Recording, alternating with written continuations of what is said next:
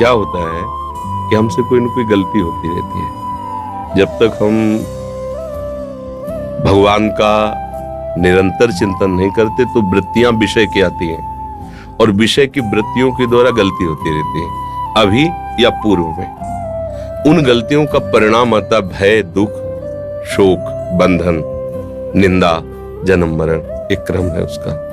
ये जो मन में भय आया है ये कोई पूर्व का कर्म है जो अज्ञान आवृत करके मुझे भयभीत कर रहा है।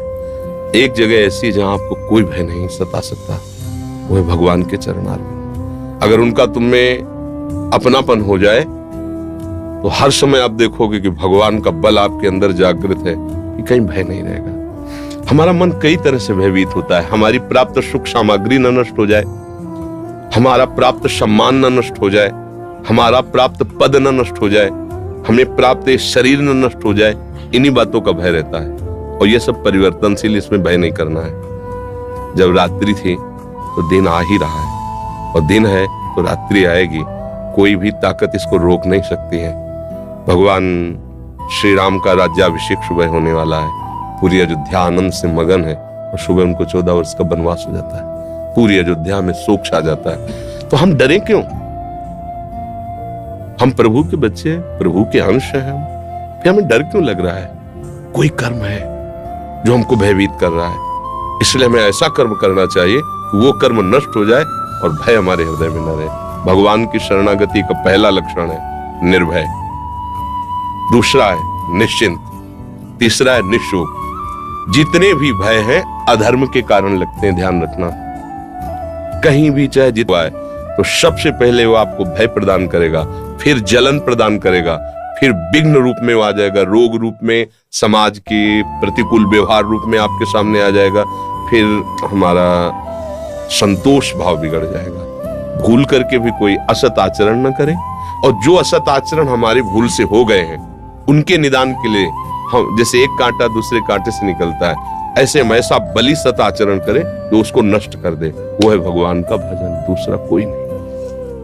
अगर हमें जो नाम प्रिय भगवान का, राम कृष्ण हरि नाम जप कर रहे हैं, और दूसरों में भगवत भावना अत्यंत आवश्यक है निर्भय होने के लिए।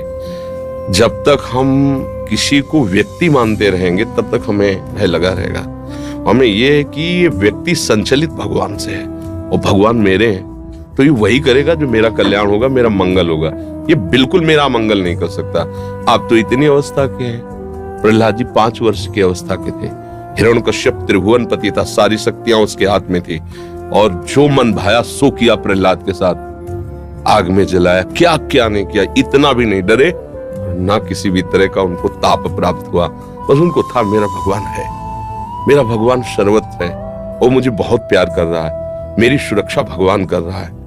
एक तपस्वी परीक्षा लेने के लिए चक्रवर्ती सम्राट महाराज अम्बरीश जी के पास जाता है, केवल इस बात से कि मैं तपस्या का धनी हूं, ये राजा होते हुए मेरे से भक्ति में कैसे बड़ा माना जा सकता है। परीक्षा के लिए गए और उनसे चूक हो गई। इतने महाभागवत को उन्होंने दोष ना होने पर दोषारोपण कर दिया। वो एक आगे कथा है लंबी, और कृत्या उत्पन्न कर दी।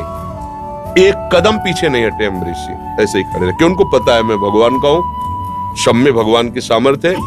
अगर ये कृत्या का विधान भगवान ने किया मुझे नष्ट करने को, नष्ट कर सकती, अन्यथा नहीं। क्या हुआ? सुदर्शन चक्र प्रकट हो गया, कृत्या को नष्ट किया और दौड़ा करके पूरे त्रिभुवन में जलाया। दुर्वासा जी को मारा नहीं, क्योंकि वो भी भगवान के जन थे। हमें अगर भगवान पर विश्वास हो जाए और ये भावना हो जाए कि सब भगवान की शक्ति से संचलित है। देखो, प्रभा